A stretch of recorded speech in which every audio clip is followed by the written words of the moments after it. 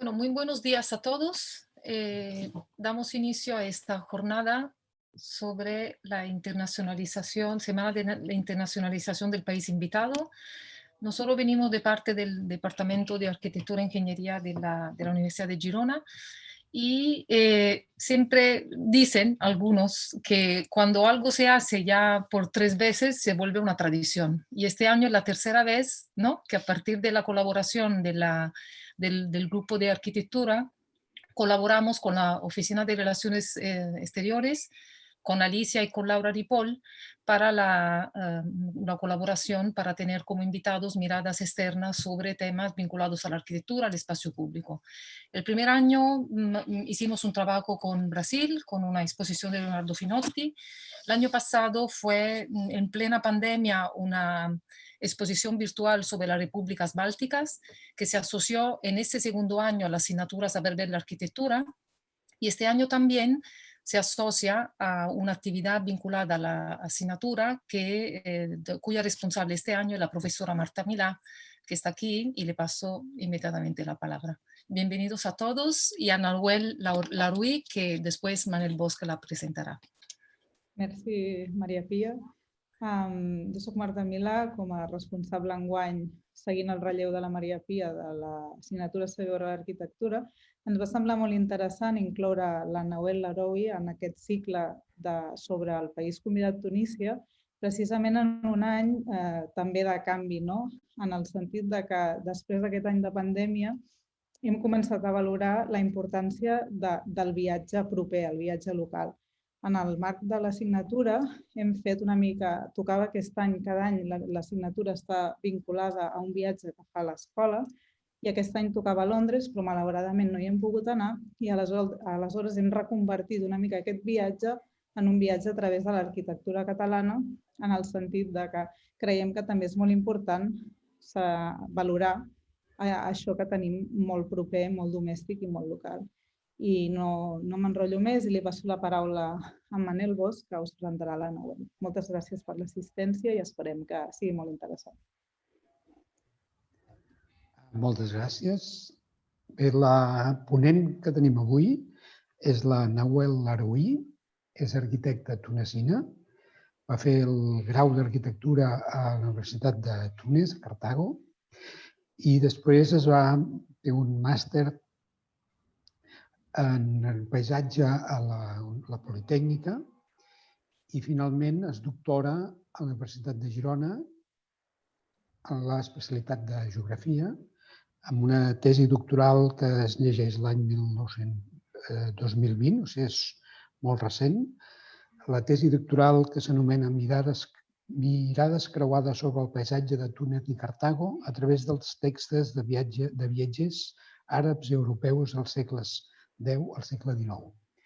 Aquesta presentació que fa avui precisament és una mica una síntesi d'aquesta tesi que pensem que s'emmarca molt bé amb el tema del país convidat Tunísia i, a més, el tema del viatge, saber veure l'arquitectura a través del viatge. La Nahuel Laroui, a part d'aquestes activitats de docents i de recerca, és arquitecte paisatgista i treballa en el camp de l'espai urbà, sobretot, de l'arquitectura del paisatge, i amb un estudi en despatxos a Barcelona i Túnez, l'estudi es diu Aloe-Alea, doncs s'ha especialitzat una mica en això, en projectes de paisatge urbà. Una mica avui, tot i que no ens explicarà el seu àmbit projectual, sinó el seu àmbit de recerca a través d'aquesta síntesi de la tesi Mirades creuades. Endavant, Nahuel, sisplau. Hola, muchas gracias, Manel. Muchas gracias a todos de invitarme y de haber escogido este año de hacer este evento para País Convidat Túnez y sobre todo en esta matrícula de saber ver la arquitectura, y yo creo que puede ser interesante. Entonces voy a partir.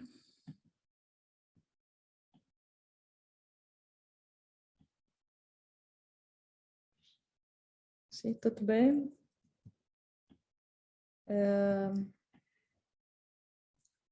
¿Podéis ver mi pantalla? Perfecto, todo bien. Vale, perfecto. Entonces, simplemente para recordar que esta tesis doctoral, que voy a presentar algunas partes de ella, se ha hecho bajo la dirección del profesor Joan Nogué y de la profesora Laila Amar, y porta sobre la mirada de viajeros que han visitado Túnez y Cartago entre el siglo X y XIX, como lo ha dicho Manel, y un poco a través de esta mirada cruzada. Mi primer interés era de ver si había diferencia entre la percepción del paisaje entre un grupo y otro de viajeros, si son de origen europeo o de origen árabe. Y también de ver cuáles eran las constancias y las variaciones un poco en la percepción de este paisaje a través de un poco esta experiencia cruzada. En esta parte de la presentación voy a intentar repasar rápidamente un poco algunas referencias sobre la literatura del viaje como herramienta de análisis, porque vamos a utilizar el texto en este caso y no la imagen como fuente de descripción del paisaje, de la arquitectura, que habitualmente nos basamos sobre desde la tradición occidental, sobre unas bases picturales, pero cuando estamos desde el punto de vista de otras culturas, por ejemplo la árabe o la de tradición de otras tradiciones, no siempre tenemos este background de pinturas o de representaciones figurativas del paisaje. En cambio, sí que hay mucha literatura en este sentido. Entonces, esto era un poco un punto de partida, de partir sobre análisis textuales del paisaje. Después hablaremos un poco del corpus que ha sido escogido en este caso, de sus orígenes, diferencias, pues, diferentes estatus, etc. Y de una cosa también que surgió durante el estudio de estas fuentes, que es la intertextualidad entre la literatura de estos viajeros. Y al final destacaremos rápidamente algunos de estos, a partir de estos textos, algunos elementos más específicos que nos han captado la atención en las conclusiones. Quería empezar por recordar una cosa muy importante, que es el paisaje desde la tradición occidental y desde otras también, que el paisaje no existiría sin la mirada que lo poseemos. Por eso que saber ver la arquitectura un poco, estaba diciendo, encajaría un poco con esta temática, porque el paisaje en sí no existiría si no hay este observador que observa el objeto, que es el paisaje. Y entonces, por ejemplo, hay teóricos como en la teoría francesa del paisaje, como por ejemplo Alain Roger, que en el Court Traité del Paysage habla de esto, que por ejemplo hay lo que llama una artialización del paisaje, que sería pasar del país al paisaje. Esta transformación que aporta siendo toda la parte, toda la mirada, todo el background que tenemos y que transforma el país en un paisaje. Claro que desde la tradición occidental, como le hemos dicho, nunca se habla de paisajes sin hablar de todo el aporte de la pintura, sea desde de la flamenca, neerlandesa, inglesa, francesa, desde el Renacimiento hasta hoy en día, todo el aporte de la representación y la importancia de la representación para crear el paisaje. En este caso, entonces, como hemos dicho, vamos a centrarnos sobre todo sobre fuentes textuales y el objeto va a ser las dos ciudades de Túnez y Cartago. Entonces pongo aquí un mapa pequeñito Aquí es Túnez, este es el país, la capital Túnez del país Túnez, y Cartago está muy cerca de Túnez. Estamos hablando de dos ciudades que están a 10 kilómetros, pero que en el imaginario de las personas son muy, muy, muy distintas, porque justamente la narrativa o todo el tema de los viajeros, de los textos, de la literatura sobre estas dos ciudades son diametralmente opuestas, y entonces en el imaginario colectivo tenemos la sensación que están muy alejadas, pero en realidad son muy cercanas.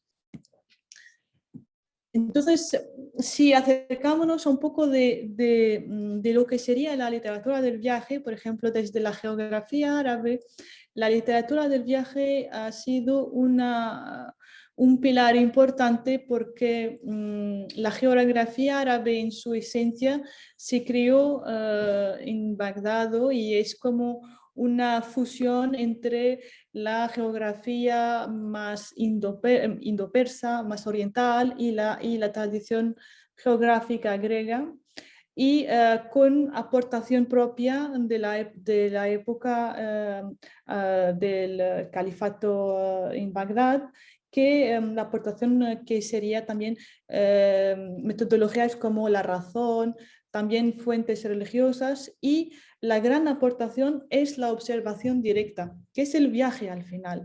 Y entonces el viaje ha jugado un papel importante en la creación y el desarrollo de la geografía árabe.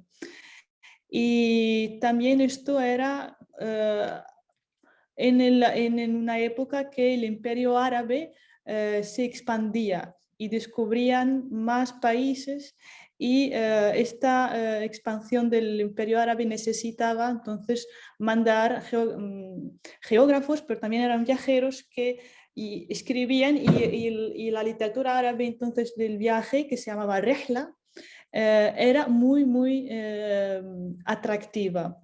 Entonces la Rehla, que es un estilo dentro de la literatura árabe, y como por ejemplo podría ser la poesía o otros estilos. Y también tiene varias razones que animan los viajeros para hacer este viaje. Pueden ser unos misionarios, pueden ser, por ejemplo, unos viajeros que van a hacer son geógrafos para completar su formación, o para hacer una misión política de entender los nuevos territorios conquistados. Pero también muchas veces un gran viaje es una peregrinación, porque para ir a Meca, si Meca es un destino para todos los peregrinos musulmanes, este viaje de peregrinación creaba una ocasión especial para descubrir todo el recorrido. Entonces eran muchas veces las ocasiones para producir una literatura de Rehla, que quiere decir literalmente la literatura del viaje, y en el mismo tiempo el viaje en sí.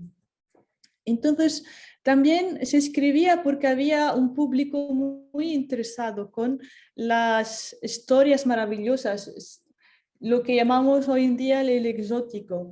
Había un público muy interesado para escuchar estas historias de otros países, de otros lugares insólitos, comidas, paisajes, cosas diferentes, incluso quizás también algo mítico y maravilloso, surreal. Entonces, estos son las reglas que son colección de maravillas. Luego hay las reglas que se llaman reglas de Fahrasa, que son las reglas relacionadas con el viaje del estudio. Lo que sería hoy en día para los alumnos en Erasmus, por ejemplo, es como un viaje donde los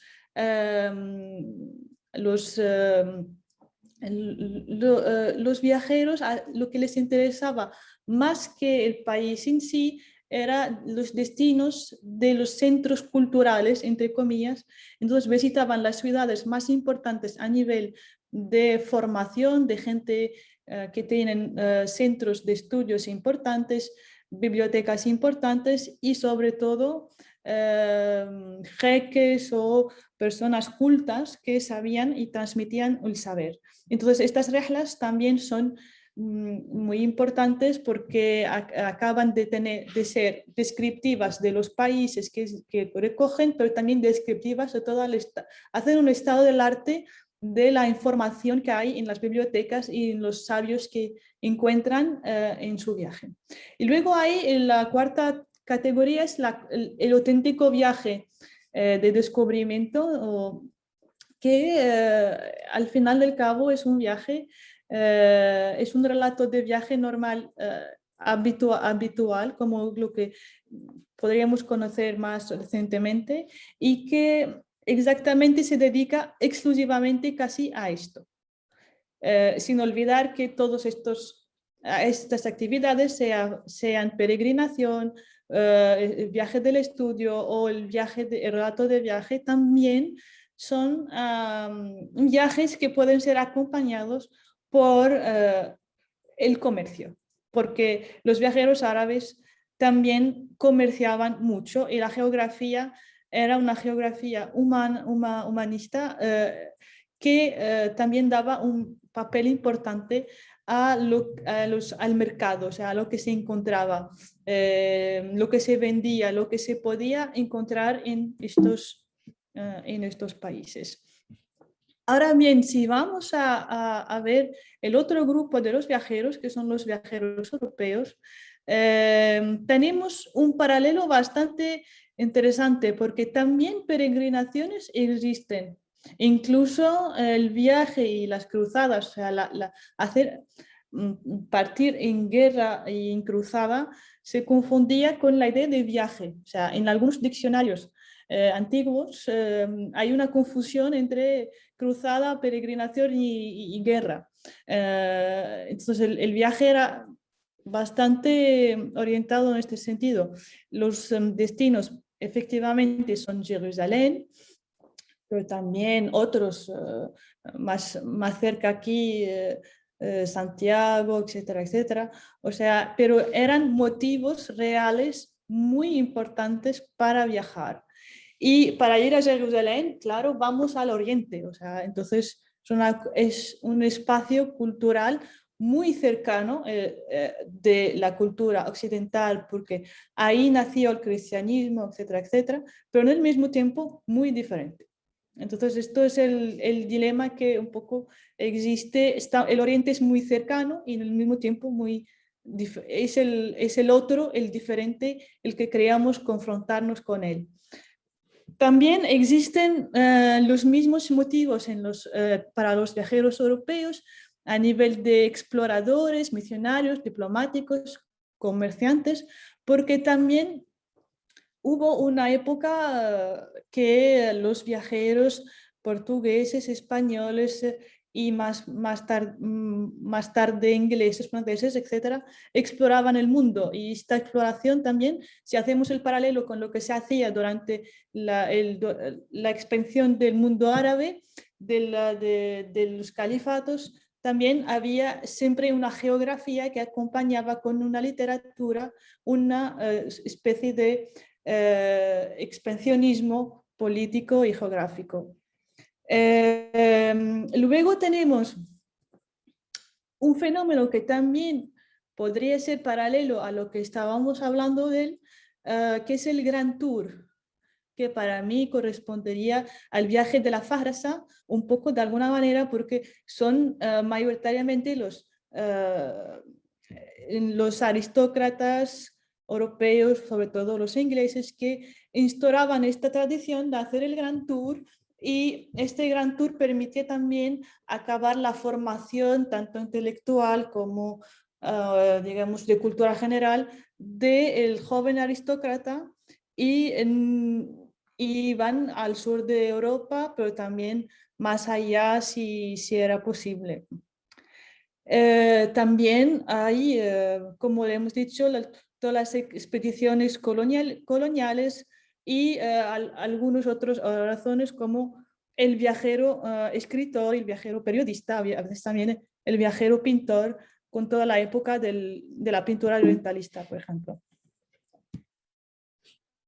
hablando de orientalista, entonces este descubrimiento del mundo oriental ha sido sobre varias fases, o sea, del siglo XV al siglo XVII hablábamos de Oriente. No existía totalmente la figura del orientalista o del orientalismo. Es un invento bastante reciente, o sea, a partir del siglo XIX, con el siglo de Lumière en Francia, y entonces estamos hablando más bien de el orientalista como figura, como el hombre que se interesa al Oriente. Y luego el orientalismo se creó oficialmente de una manera tal como lo entendemos, como un movimiento, tal como lo explica Edward Said, que es un movimiento en el mismo tiempo artístico, pero en el mismo tiempo casi una herramienta política con el siglo XIX. Sabiendo que estos orientalismos tienen fases y evoluciones diferentes porque estamos hablando de también temporalidades más recientes, como por ejemplo podría acontecer justamente en el caso del estudio de Túnez y Cartago, que han sido unos destinos más tardíos, en cuando Turquía, Marruecos han sido, o Egipto han sido unos destinos que rápidamente durante la época del inicio del orientalismo en la pintura o también como pensamiento, un trabajo también en el nivel de literatura, Túnez no era un destino inicialmente interesante para estos, no era una colonia inicial como podría ser Egipto o con Napoleón o con este tipo de cosas, sino que ha sido más tardía la llegada a Túnez. Y entonces hay otros tipos de orientalistas, por ejemplo, aquí tenemos todo lo que se hizo más recientemente con artistas como por ejemplo Paul Klee, que hizo un viaje muy importante en su carrera y que cambió un poco su manera de percibir, crear su arte a partir de este momento. Entonces tenemos pinturas entre comillas que no son orientalistas porque hemos pasado la época, pero dentro de una tradición orientalista, aunque estén más de pintura moderna y contemporánea. Claro que dentro de todas estas gran diversidad de autores que han podido pasar por Túnez en particular, hemos escogido un corpus de 10, que son 5 árabes y 5 europeos, y entonces la intención era encontrar un poco 5 europeos de orígenes diferentes que han podido vivir en Alemania, en Francia, en Inglaterra, en España, etc. Y otros árabes que también de origen diferente, desde el más extremo porque también Granada, por ejemplo, era en su época, hemos visto y vamos a ver el límite de clasificar viajeros en 2 grupos, porque esto ha sido muy, muy, muy complicado, porque al final estos viajeros son una mezcla e incluso es muy difícil dividir el mundo así literalmente en 2 partes, que esto es una imagen absolutamente imposible a mantener. Pero intentamos crear entonces 2 grupos, unos más relacionados con el Mediterráneo y otros más con Europa y el norte de Europa. Entonces, en estos grupos de viajeros, bueno, os puedo cantar un poco los nombres, pero no sé si se interesa. Ibn al-Hawqal, al-Idrisi, al-Abdari, al-Abd al-Basit, al-Wazin. Al-Wazin que entonces conocido como León el Africano, os suenará más con esta apelación. Y los europeos, pues tenemos también Adorn, Mármol de Carvajal. Adorn que es de Bruja, a Mármol Carvajal, que es de Granada, Lady Montagu, que es de Londres, Chateaubriand, que es de Francia, y el príncipe Pucler-Muscau, que es de la frontera alemana. Entonces, lo que podemos decir rápidamente es que tanto árabes como europeos, los viajeros que hacían estos, que escribían estos textos, que viajaban en estos viajes, siempre pertenecían a una clase alta, clase social alta, tanto económica como intelectual. Son cadis, o sea, jueces, pueden ser comerciantes, profesores, poetas, diplomáticos y también los motivos de los viajes corresponden a lo que acabamos de decir, o sea, son o por el comercio, por la religión, quiero decir, la peregrinación, el descubrimiento, la ciencia, e incluso a veces encontramos propagandistas religiosos, encontramos hasta espías. Entonces los viajeros pueden ser también unos espías que tienen una misión oficial de peregrinación, por ejemplo, de comercio, pero que están mandados por algún príncipe o algún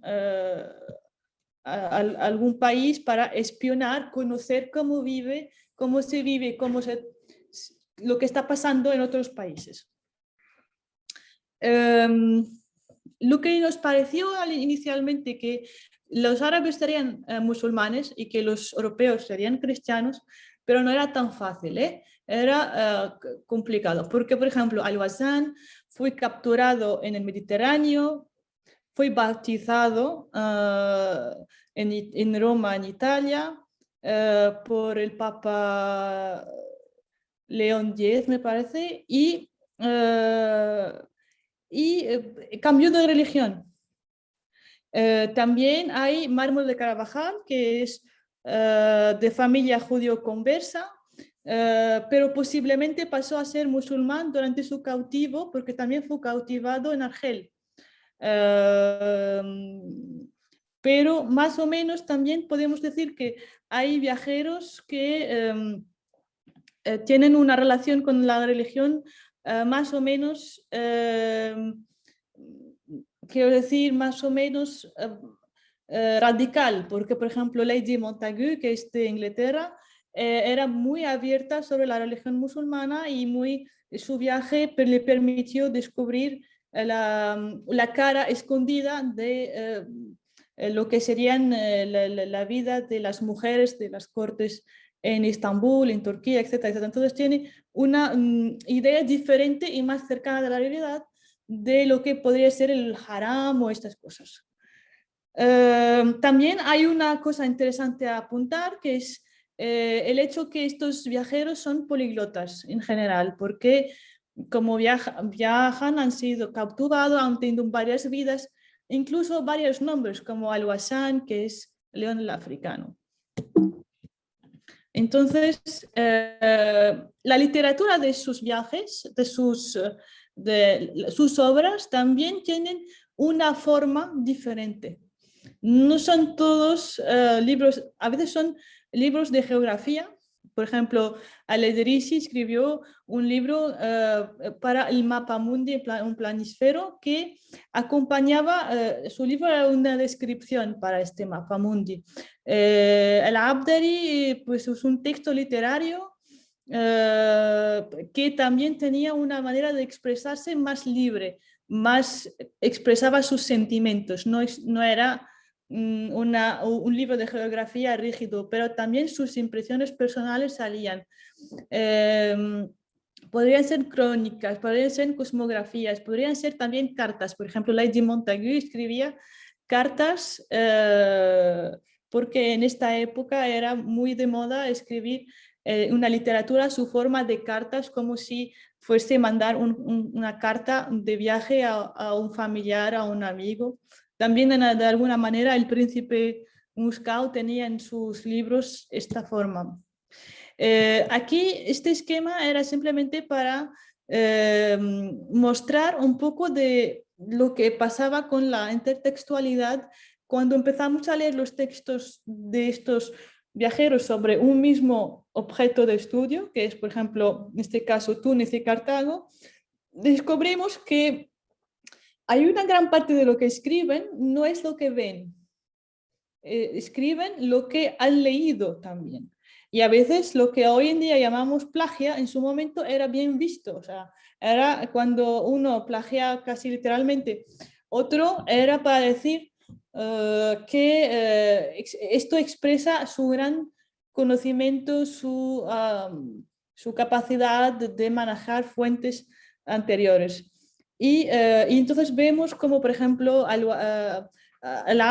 Bekri, que no está aquí en nuestra lista de viajeros porque es un geógrafo importante, pero que no viajó, que escribió toda esa literatura de geografía sin viajar, pero que influenció muchos de los textos que pensábamos que son textos escritos por observación directa. Y esto pasaba entre los mismos grupos, pero también en el siglo XVI más o menos, pasaba también entre los dos grupos de los viajeros. Quiero decir, los viajeros, había una información que pasaba de los viajeros árabes hacia los viajeros europeos, y este intercambio era interesante, por ejemplo, entre la literatura de Mármol de Carvajal y León el Africano. Se veía la influencia directa entre ellos.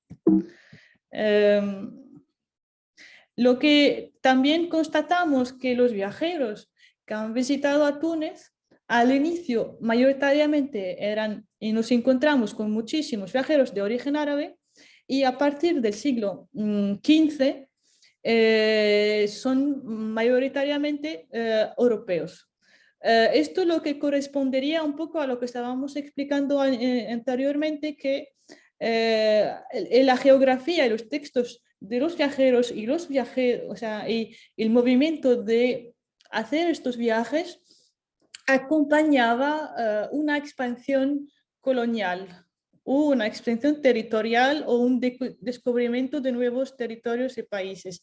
Entonces, cuando se expandía el mundo, entre comillas, musulmán y árabe, se acompañaba con una gran diversidad de fuentes y de trabajos de literatura árabe, y lo mismo pasaba después a partir del siglo XVII, XVIII, XIX, donde no había casi viajeros árabes, sino que todo era europeos. Y en el siglo XV, XVI, esta es una época de intercambio, de intertextualidad entre los dos grupos, y había un poco de todo.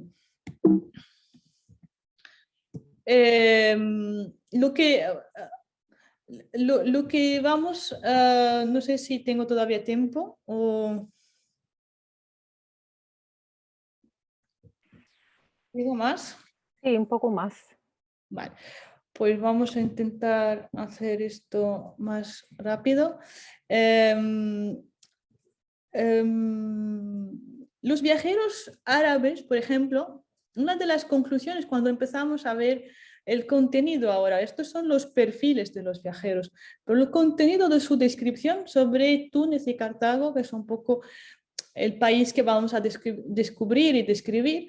Por ejemplo, los viajeros árabes, cuando llegaban, no tenían grande conocimiento de lo que van a ver. Y cuando llegaban, entonces llegaban sin prejuicios. Entonces, por ejemplo, cuando llegaban sabían que cuando veían Cartago, la ruina de Cartago, por ejemplo, sabían que esto es muy importante, que esto tiene gran historia, pero las frases que utilizaban eran muy superficiales, en plan, esto se hizo hace muchísimos años y es de la antigüedad, pero no pueden decir qué es exactamente, porque no tienen las fuentes. Las fuentes mayoritariamente han sido destruidas o perdidas durante la conquista árabe, entonces hubo una ruptura en la tradición entre lo que sería el paisaje de las ruinas occidentales y lo que encontraban los árabes cuando llegaban. ¿qué encontraban realmente? Encontraban un campo de ruina enorme, con muchos edificios, con termas, con anfiteatros, con circos, con casas, enormes villas y todo esto, pero no podían darles exactamente la definición de estas ruinas. Y lo que es interesante es que ellos lo describían como un campo de ruina. Y describían realmente lo que veían. Entonces, la descripción era más casi arqueológica, de descubrimiento inmediato, curiosamente. Y también la descripción era en el mismo tiempo con fascinación, pero también con algo de realismo, porque describían las ruinas. Lo que se hacía entonces eran extracciones de piedras enormes, de mármoles, porque Cartago fue la ciudad que construí Túnez, porque toda la extracción que permitió la construcción de la capital Túnez, después han sido traídas de las ruinas cartagineses, pero también hay otras ciudades en el mundo que se han construido con estas mismas ruinas de Cartago, porque se exportaba con los barcos que salían, todas las piedras y los mármoles. Incluso en Medina Zahra, en España, algunos castillos se hicieron con estas piedras.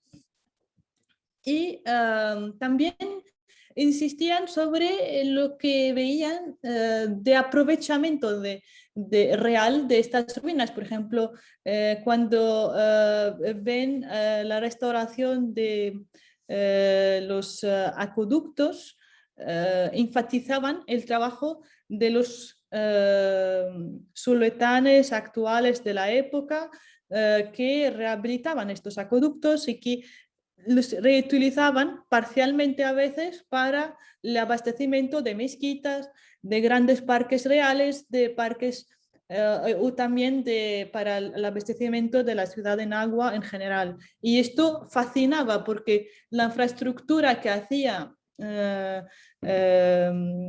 que producía, que dejaba, que existía en Cartago desde la época romana era impresionante, sobre todo a nivel hidráulico, y esto se veía también en las descripciones de los árabes.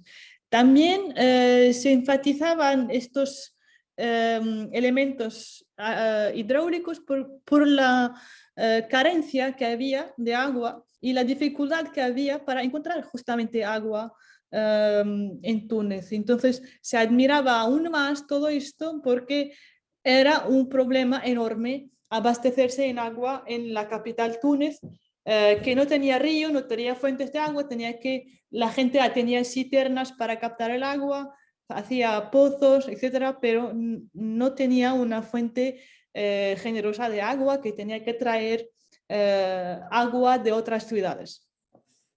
También podemos ver en las descripciones de los árabes la fascinación para estos elementos arqueológicos de la ciudad de Cartago, y también describían algo que nos parece ahora muy contemporáneo, pero que existía entonces también, que son los paseos que se hacían en las ruinas, porque los que habitaban en Túnez iban a Cartago para pasear y disfrutar de estos paisajes, a veces con admiración, a veces también con miedo, porque había muchas historias un poco de algo más sobrenatural que podía acontecer sobre todo imagináis las cisternas de agua que hay en Cartago, que son enormes y que son seguramente oscuras y inundadas, y también las termas que existían. Entonces, todo esto era como fascinante, pero que podría tener también algo de miedo, daba algo de miedo. Ahora bien, para los viajeros europeos, cuando llegaban a Túnez, lo primero que querían ver era sobre todo Cartago, porque no querían ver Túnez, no les parecía interesante. Algunos de ellos después descubrían Túnez y venían no para descubrir Túnez, pero al final acababan descubriendo Túnez porque era más exótico de lo que imaginaban, y sobre todo porque Cartago era sobre todo decepcionante. Porque contrariamente a los viajeros árabes, los europeos tenían muchísima información sobre Cartago y tenían una idea bien clara de lo que iban a encontrar. Y tenían esta idea un poco de una latinidad perdida que van a buscar, que este mito de que Cartago era una ciudad antiguamente latina y que todo esto, lo que venía después, no interesaba. Pero cuando llegaban ahí y encontraban un campo de ruina que durante siglos y siglos era una cantera de extracción de piedras y que se quedaban dos cosas, se quedaban absolutamente desesperados, pero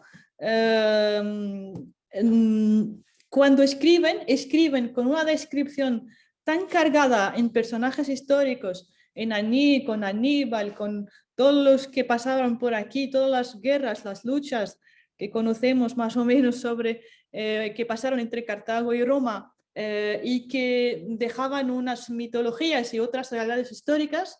Y entonces los textos de los europeos son cargados más de lo que imaginaban, de lo que realmente veían como resultado arqueológico de sus visitas.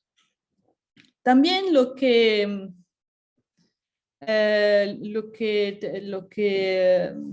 notamos es una búsqueda de entender el paisaje a través de sus orígenes. Entonces, los orígenes, es verdad que hay unos orígenes arqueológicos reales, pero también hay unos orígenes míticos, con el mito de Didón, con el mito de Dido, la reina que fundó Cartago. Hay una búsqueda de un mito de creación de Cartago que es como muy poético, muy casi confuso y perdido en el origen de los tiempos, que también a veces, por ejemplo, se invita en las descripciones de los europeos y que está más acomodante que la realidad arqueológica e histórica del sitio. También las luchas religiosas, bueno, voy a pasar rápido porque ahí San Luis, que es el rey de Francia, que murió en Cartago en una de las cruzadas,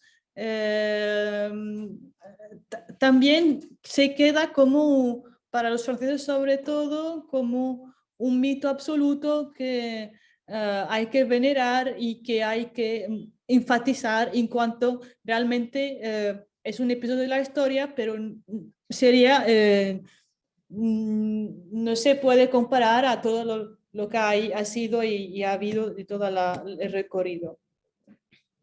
Lo que quiero decir también que a nivel del paisaje, esto es simplemente a nivel de las ruinas, pero en el trabajo que hemos hecho ha sido la ruina, el paisaje, varios aspectos, los olores, los sonidos, que no voy a explicar todo esto, pero la idea un poco que en la geografía de los viajeros árabes descubrimos una geografía más humana que se interesa también a temas económicos, por ejemplo, como le hemos explicado, lo que se vende, lo que no se vende. Entonces, lo que interesaba a nivel de campo, de territorio, era entender si el territorio era productivo, si podíamos cultivar, si podíamos hacer negocio, si podíamos dar a comer, abastecer. Entonces, el paisaje visto desde un punto de vista económico y de autosuficiencia o de negocio. Pero también a veces encontramos descripciones más poéticas del campo, competiciones de poemas poéticos, etcétera, etcétera, que describen el campo. Hay una cosa también que hemos descubierto en este trabajo, que es el límite entre lo que sería productivo y ornamental. Hoy en día distinguimos muy claramente el jardín del campo, del huerto, pero en su momento no. O sea, en el jardín, de hecho también por eso que tenemos en el jardín mediterráneo esta tradición productiva. Plantamos muchos citrus, plantamos muchos, pero hubo algún momento en la historia en que decimos, no, el jardín debería ser con árboles ornamentales, si empezamos a plantar árboles frutales y árboles y cosas que podemos comer, esto ya pasa de ser, deja de ser un jardín. Pero en ese momento no, incluso al contrario. Y también algunas especies de plantas, como por ejemplo lo que sería los citrus, etcétera, etcétera, eran considerados como, no porque han sido considerados directamente como productivos. No se sabe en qué momento que los naranjos y los limoneros empezaron a ser utilizados como árboles comestibles, porque la naranja dulce también tiene un recorrido histórico y los citrus tienen un recorrido histórico que también, porque también las plantas viajan y han viajado muchos las plantas con los descubrimientos y con los viajes de los exploradores. Han sido los portugueses que, de hecho, en árabe el Portugal es Portugal, como el país Portugal. Entonces, para decir que esto está relacionado con también el desarrollo del comercio de estos. Entonces, lo que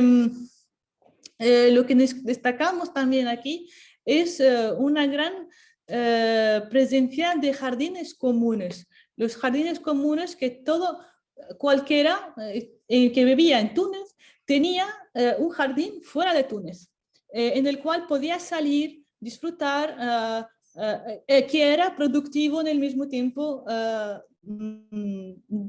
ornamental. Y muchos autores hablaban de hasta 4.000 jardines que rodeaban Túnez y en los cuales, o sea, estos son jardines absolutamente comunes. No estamos hablando de los jardines reales, los jardines particularmente elaborados.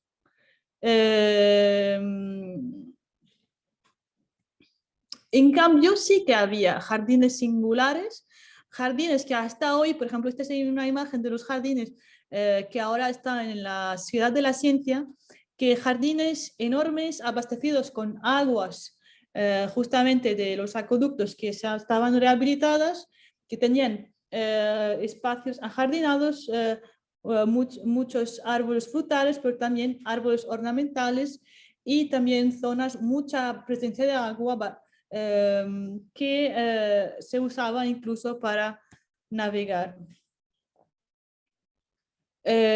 Mucha tradición de jardines reales como el Bardo, Rastabia, que están descritos por viajeros tanto árabes como europeos y que fascinaban los viajeros y que estaban descritos no solo la parte, digamos, arquitectónica, no solo la parte arquitectónica, la parte paisajística del jardín, pero también la parte de uso, o sea, cómo se disfrutaba, cómo se hacían las fiestas dentro de los jardines, qué comían, cómo se sentaban, cómo tomaban baños, todo esto también está descrito en los libros de los viajeros de una manera bastante detallada, y cuando uno de los viajeros tenía la posibilidad de ser invitado en uno de los jardines reales para asistir a una fiesta de estas, pues también se describía hasta el menú que comía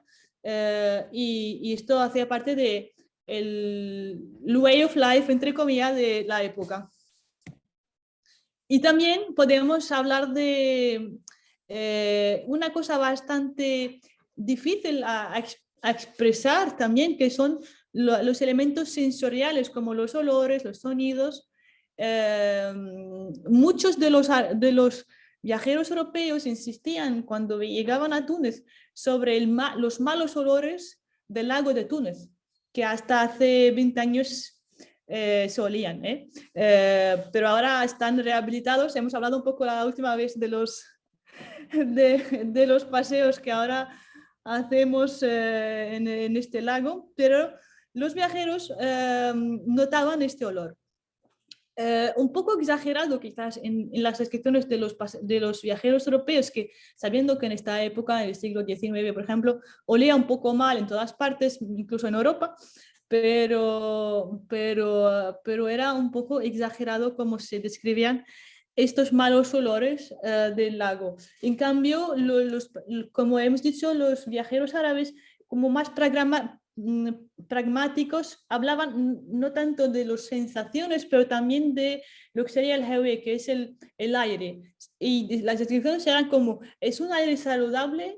No es un aire saludable, es un aire que es bueno para la salud, para estar ahí, es como más técnico para como... Pero también se hablaba de perfumes porque era un poco capital de los perfumes, de los jazmines, de las rosas, de todo esto. Había un comercio muy desarrollado sobre estos temas. También el paisaje de los sonidos depende de lo que el viajero quiere poner en énfasis, si escucha un violín francés, si escucha una melodía árabe. Puede pasar rápido. Estos son dibujos sobre las plazas también.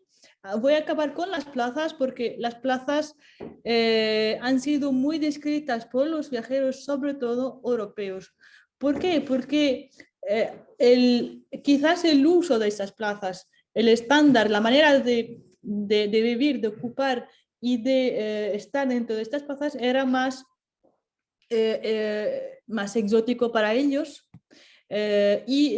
Tenemos muchas descripciones donde salen cómo se hacían las fiestas de la Eid, cómo se hacían las fiestas, también cómo se divertían, qué espectáculos había, se bailaba, se hacía juegos con escribos, no sé bien la palabra en castellano, pero total, había un movimiento, una vida en estas plazas que desde un punto de vista urbano y desde la profesión es importante mostrar porque hay mucha literatura de los urbanistas, un poco del siglo XX, XXI, que dicen que en el mundo árabe no hay plazas, solo hay calles y mercados y ese tipo de cosas. Pero esto demuestra todo lo contrario, que sí que había plazas, que sí que están ocupadas, que sí que se hacen espectáculos de rúa, que se hacen de calle, perdona, y que se hacen eventos, que se hacen desfiles militares, que se hacen una serie de cosas que existen también en Europa. Esto también es un paseo, lo que veis ahí es un paseo hacia el lago y que en una época estaba como un paseo para disfrutar y para que la gente pueda cambiar de aire y van hacia este... Lo que quiero decir en conclusión es que hay cosas que son lo que llamamos el universal y el singular. Depende de cómo nos posicionamos. Si tenemos el hábito de ver esto, pues para nosotros va a ser universal si lo encontramos en otro sitio. Si para uno que viene de Roma, que está habituado a ver ruinas romanas, si va a Cartago y va más o menos lo mismo, pues para decir esto es universal, pero en realidad si va a otro sitio y ve otra cosa un poco diferente, va a ser, esto es singular. Entonces depende de lo que nosotros estamos acostumbrados a ver, es lo que nos parece ser universal o singular. Entonces cada grupo, no voy a entrar ahí en los diferentes elementos, pero cada grupo distingue lo que es universal y lo que es singular para él, aunque sea la misma cosa. Otro elemento también son las constancias y las variaciones, porque tenemos elementos que a través de los tiempos y a través de sea lo que sea el observador, son constancias. Por ejemplo, las ruinas, aunque a cada vez desaparecen más, son constantes, no desaparecen, son elementos tan estructurantes en el paisaje que no hay ni un viajero que no habla de estas ruinas. En cambio, hay cosas que son dentro del efímero, porque, por ejemplo, los jardines, por más extraordinarios, más espectaculares y más reales, bonitos, increíbles que estaban, por depender del agua y por ser algo efímero, porque tienen una realidad muy frágil, porque nada más cortar el agua que trae el agua de otra ciudad, si el acueducto no funciona, esto ya se deja de existir. Entonces estos jardines han desaparecido, o les ha comido la ciudad, o simplemente ya no hay agua, ha pasado y ya no existen. Y simplemente tenemos que hacer un trabajo arqueológico para intentar encontrar algunas trazas de estos elementos que han desaparecido. Y por fin, entonces hemos dicho cómo los viajeros se inspiraban los unos de los otros, que la mayoría de lo que escriben no es su propia observación directa, pero de alguna manera lo que han leído de otros viajeros o de otros libros también. Los propios paisajes viajan, o sea, porque el viajero cuando vuelve a casa o trae con él algunos elementos arquitectónicos, paisajísticos de otros países que ha descubierto. Caso, por ejemplo, si vemos en los paisajes ingleses, a veces encontramos un chiringuito chinés que aparece en el medio de... O, por ejemplo, pero también puede ser el contrario, puede ser, por ejemplo, el Grand Tour, por ejemplo, de los ingleses, justamente ha permitido a que cuando van al sur de Europa, van a Oriente, etcétera, ven a paisajes muy diferentes y cuando vuelven a su país natal, al norte, valoran su paisaje más inglés, más verde, más de lo que conocemos del jardín paisajístico inglés. Pero también a veces uno cuando viaja le gusta una cosa y trae, por ejemplo, el fenómeno de las orangeries que encontramos en los parques franceses, alemanes, etcétera, etcétera. Como nos parece un poco surreal que en las altitudes nortes están intentando hacer crecer naranjos y han creado todos los artificios para que en invierno les entran en la orangerie y que en verano les sacan fuera y todo esto, pero es un viaje de una cosa paisajística que han sido traídos por los viajeros.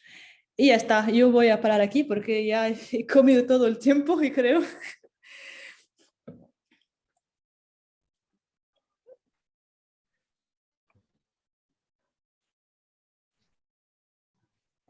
Bueno, Nahuel, realmente muchas gracias. No se ha hecho largo para nada. De hecho, si no acababas, nadie te iba a parar.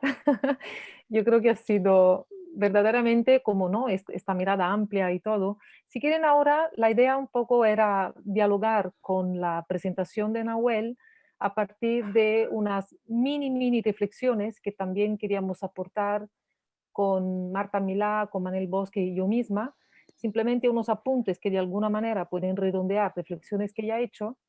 Y obviamente, si después hay como preguntas en el chat, ¿no? Alicia, lo haremos como al final, redondeando un poco todas las cosas que han salido. Yo voy a compartir mi pantalla. La idea un poco es que nosotros tres, como profesores de la escuela, que hemos estado, ¿no? coordinando y hablando con la Oficina de Relaciones Exteriores para el tema del viaje, podamos como un poco redondear unas ideas que, por cierto, son muy inspiradoras, ¿no? Y que nutren muchísimo nuestra vivencia como arquitectos, en este caso. Voy a poner un momento aquí la pantalla completa.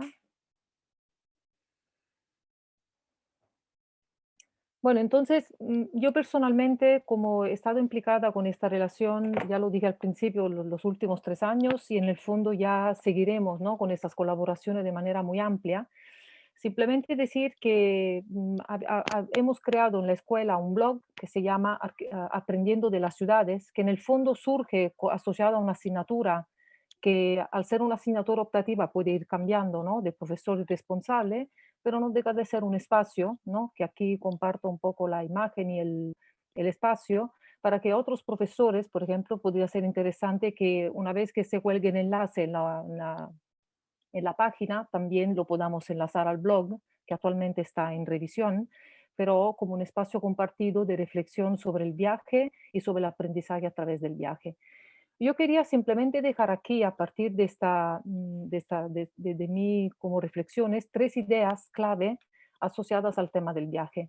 El primero aquí, junto con la idea del blog, que justamente es un espacio de reflexión muy amplia, donde se abarcan muchos temas, es la idea de la mirada múltiple, ¿no? Aquí hay un libro que seguramente todo el mundo conoce, Las ciudades invisibles de Italo Calvino, donde nos explica que todas las ciudades son muchas ciudades, ¿no? Que nunca hay una ciudad con una sola mirada, sino que en una ciudad hay múltiples miradas.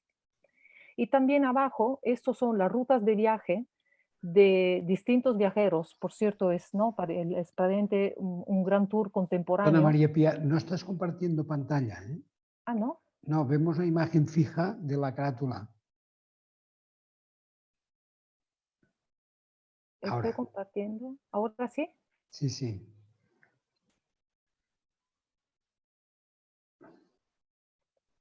Disculpa, gracias. Ahora sí. No, no, de hecho, gracias. Ahora sí ha Sí, pasado. sí, Ahora sí. sí se ve. Perfecto, sí. Vale. Bueno, lo del blog ya lo he dicho antes y se refería a la imagen de la izquierda. Y a la derecha, aparte de la portada del libro de Calvino, hay estas 6 imágenes del viaje a Italia que el Moreno Mansilla retrató en su tesis doctoral cuando hablaba del viaje a Italia como espacio formativo para muchos arquitectos. Una vez más, volvemos a enlazar con todo lo que ha contado Nahuel, que la mirada es múltiple, que hay muchísimas maneras de viajar y muchas maneras de tener, ¿no? Visiones distintas. Y en este caso, el mismo viaje, ¿no? A un mismo país, obviamente, puede nutrirse de muchas maneras de verlo y sobre todo de aprender a partir de arquitectos como Alvar Aalto, Le Corbusier o Kant. Aquí simplemente la segunda reflexión era sobre otro tema que tiene que ver con la importancia de la incorporación de herramientas contemporáneas para viajar. El mapa es un tema fundamental, ¿no? En la experiencia formativa de los arquitectos y de los viajeros en general. Y es muy llamativo ver cómo un fotógrafo como Joan Foncuberta, hace un par de años, a lo mejor algunos de ustedes lo vieron, organizó una exposición en el Centro de Arte Santa Mónica a partir de fotografías hechas con el Google Street View. Por lo tanto, venimos también a la importancia de las nuevas tecnologías como instrumentos que se pueden usar de manera artística para incorporarlo al viajar, y sobre todo ahora con la pandemia se ha acentuado esta problemática, el viajar sin viajar, ¿no? O preparar el viaje antes de viajar. En este caso, la preparación de los mapas digitales o la utilización de este instrumento tecnológico nos permite realmente nutrir de una manera muy interesante toda esta aproximación al viaje. Y finalmente, cierro aquí con una cantidad de libros dedicados al pasear y al andar. Claro, todo esto viene de muy lejos, pero hoy en día, y todo el mundo lo hemos experimentado, una de las únicas actividades que nos estaba permitida era el paseo y el caminar. Y yo creo que justamente ha adquirido un papel aún mayor la importancia del aprender a ver a través del caminar, ¿no? El caminar puede ser lento, puede ser rápido. Aquí a la derecha una película famosísima, El cielo sobre Berlín, donde todo el recorrido de la película, ¿no? Pasa a través del paseo de unos personajes en una ciudad, ¿no? Con una dinámica muy compleja. Pero aquí simplemente, obviamente, sin entrar en ninguno de manera específica de los libros. Esos son solamente algunos que yo estoy comprando para mi colección personal, pero es increíble la cantidad de reflexiones que se han dedicado al viaje, al paseo, al caminar, ¿no? Según distintas velocidades y medios de transporte, como forma de aprender, pero sobre todo como forma de vida, ¿no? Y por lo tanto yo creo que el viaje, más que ser simplemente una ocasión de tipo didáctico, es en muchos casos también una forma de vida que cada uno tiene, ¿no? Como vivencia personal. Nada más, dejo el testimonio a Manel Bosch para que comparta también sus reflexiones.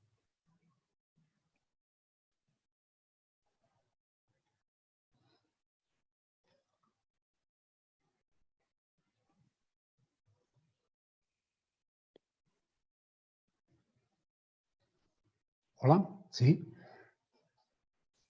¿Veis mi pantalla ya? Sí, se ve bien. Gràcies. Bé, jo en relació una mica a la ponència de la Nahuel, el que volia ressaltar les coses que m'han semblat com més interessants, impossible parlar de totes perquè n'hi ha moltíssimes, són molt diverses i complexes, però és una mica el viatge, parlar del viatge com a vivència, parlar del viatge com a aprenentatge i deixar testimoni del viatge a posteriori del viatge, no durant el viatge. Aquesta cosa de viatjar, i també en parlava la Maria Pia, de viatjar a poc, d'anar a peu, de fer la cosa d'una manera natural i com deia la Nahuel també, l'universal en relació al singular. Jo volia parlar de l'extraordinari valor de l'ordinari, l'importància de l'ordinari enfront de l'extraordinari.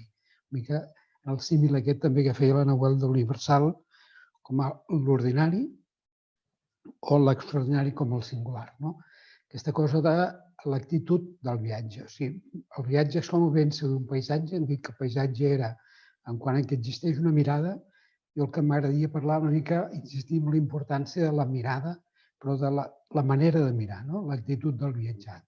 Aquesta cosa de valorar els llocs de la quotidianitat, les places, els carrers, els mercats setmanals, com deien, a peu, el viure d'alguna manera també, estic intentant passar pàgina,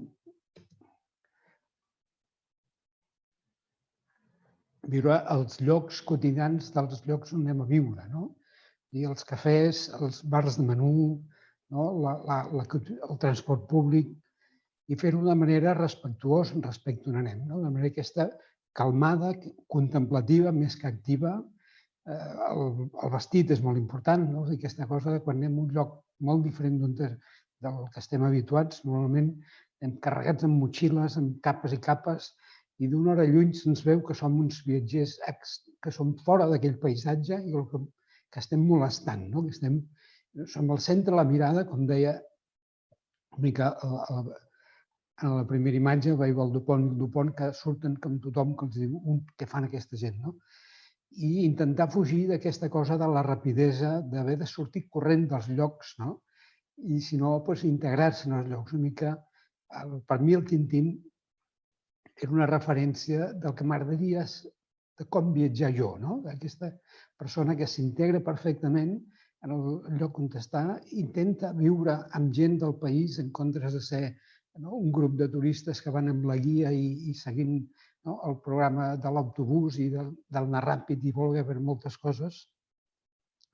I també en relació al que deia una mica la Maria Pia de les noves tecnologies, fugir d'aquesta cosa de la immediatesa, de penjar a Instagram directament allò que estic fent en aquell moment i pensar més en allò que em guardo, que m'enduc, perquè llavors una estona de calma, sentat en un cafè o al vespre, com aquell que abans feia la postal, comprar la postal del lloc on vas, endur-te-la i escriure-la tranquil·lament quan ja has reflexionat, quan ja tens aquesta sensació poètica, paisatgística o aquesta sensació de les olors o les sensibilitats que parlava una mica la Nahuel dels viatgers aquests que amb temps, amb calma, amb sensibilitat, transmetien l'experiència del viatge a posteriori. Aquesta mica de botada en relació a la meva experiència o l'experiència que tenim tots de la infància dels nostres primers viatges sense viatjar a través dels llibres del Tintín.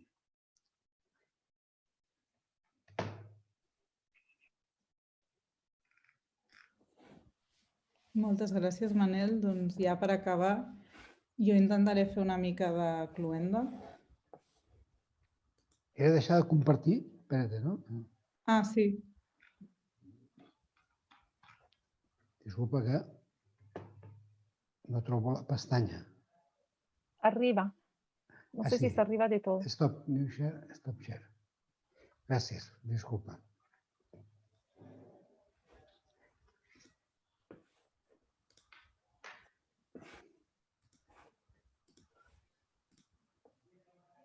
Veieu la meva pantalla, oi? Sí. Sí, Marta. Merci. Doncs res, ja per acabar una mica com agafant el testimoni dels meus companys i companyes, el que volia dir és que viatjar és una eina, un recurs que ens transporta a reconèixer i conèixer altres cultures o indrets del món. Existeixen múltiples maneres de viatjar, ja siguin reals o virtuals, com bé deia la Maria Pia. Viatjar fomenta un aprenentatge a partir de l'experiència, real i directa quan caminem i recorrem carrers, places o camins, però també virtual i imaginària quan observem fotografies, llegim relats o fins i tot quan naveguem per la xarxa o l'Street View. El que està clar és que viatjar ens amplia la mirada, ens obre les portes d'allò desconegut, ens convida a la descoberta, a despertar i desenvolupar el sentit de la curiositat. Ens transporta, talment en el túnel del temps, a descobrir el passat i el present d'un lloc, a recórrer ambients i cultures tradicionals però també actuals. Ens insta a desgranar la memòria del lloc al pòsit del pas del temps, superposat, ensamblat, combinat, intersectat en un punt concret. Viatjar ens fa somiar, ens omple la motxilla de vivències, experiències i records. Viatjar fascina, permet tancar els ulls i percebre colors, sons i olors. Viatjar desenvolupa els sentits, genera atmosfera, emociona. Fixa un temps, un indret, una gent en el transfors de cadascú. Viatjar és intercanvi, és donar i rebre. És un creuament constant de mirades, relacions i interaccions. Conèixer i reconèixer, amb atenció sensible, ha d'esdevenir-nos més savis i més humans. Una mirada atenta, una oïda alerta, els microporos de la pell absorbents i una actitud desperta, curiosa, respectuosa i vibrant, ens dotarà d'uns valors i uns aspectes difícilment indescriptibles amb mots o imatges. És ben bé que no es pot veure, sinó que s'ha de viure. En unes circumstàncies complicades i inèdites, ens hem vist obligats a canviar la mirada extrovertida a llarga distància del viatger turista que constantment, en un frenètic anar i venir, aprofitava l'acumulació de dies festius per traslladar-se a l'altra punta del món, com bé apuntava en Manel. L'executiu ha canviat la maleta de cabina per una bona connexió d'internet des d'on poder reunir-se a diferents indrets del món. Aquest darrer any, forçosament ens hem vist obligats a recuperar una mirada introvertida, a curta distància, aprenent a valorar i revalorar allò local, domèstic, de proximitat. Baixant el ritme i les revolucions, hem iniciat una descoberta del paisatge urbà i natural proper, de l'entorn que ens envolta de la quotidianitat del dia a dia. Siguem hàbils i, sense deixar completament de descobrir l'exterior, mantinguem l'aprenentatge de valorar allò propi i proper. El planeta ho agrairà, però la nostra salut i la nostra felicitat també. Doncs en gran part d'això en depèn, de la màgia de les petites coses. Com deia Antoine de Saint-Exupéry, el Petit Príncep, l'essencial és invisible als ulls. Moltes gràcies. Bueno, yo creo que no nos hemos puesto de acuerdo los tres, porque cada uno, ¿no? Me ha parecido como de una manera como todo muy orgánico. Sabíamos más o menos, ¿no? El nombre se llamó Mirada Cruzada porque era el título de la tesis de Nahuel, pero ya de entrada, ¿verdad? Nos pareció perfecta porque este cruce de miradas y esta manera personal, pero a la vez complementaria de enfocar el tema, yo creo que nos ha permitido generar como una complicidad, una empatía, pero también miradas distintas y abiertas. Yo creo que aquí hay unos comentarios en el chat. Por ejemplo, Carolina Martí, que dice una fantástica presentación, Nahuel, no sé si lo has podido ver, una investigación súper interesante y agradece por haber hecho conocer cosas que desconocía. Y otros participantes también que felicitan y, ¿no? y comparten esta idea de que todo ha sido muy interesante. Bueno, yo creo que esperamos estar de nuevo el año que viene. Ya nos dirán oficialmente cuál será el país invitado. Y desde los múltiples sitios donde estaremos, yo creo que con placer, ¿no? Compartiremos la posibilidad de participar, ¿no? Y de colaborar desde el Departamento de Arquitectura a esta iniciativa, que siempre nos ha parecido súper interesante. Pues sin nada más, nos despedimos y nos veremos el año que viene, seguramente. Gracias, Nahuel, Realmente ha sido un placer conocerte.